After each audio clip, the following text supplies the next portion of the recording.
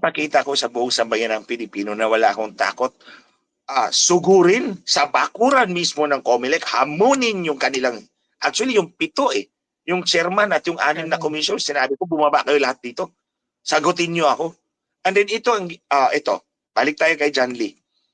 The following day, May 7, May 8, nandun na ang kapulisan at ang COMELEC sa kanyang bahay, pinaghahanap na si John Lee na parang wanted. Nag-issue pala ang COMELEC ng show cause order, mga kababayan. Pinapasagot siya.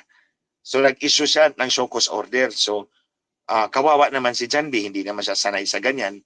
So nahirapan akong kontakin. Pero nakontak ko, sabi ko, tulungan kitang sumagot. Pero, at huwag kang matak. Yeah, Attorney Glenn, kapag ganyan ba, magtanong lang ako, no? Tama ba yung ginawa ng COMELEC na mag-issue ng show cause order instead of solusyonan yung problemang idinadaig niya? Good point. Good point. Sa halip na i-recall yung mga CF cards or memory cards or whatever they call it now, sa halip na i-recall yung lahat sa Butuan City, i-forensic investigation, palitan, i-forensic investigation, ay yung witness na tuloy ang dinidiin ng COMELEC. Nakita niyo mga kababayan?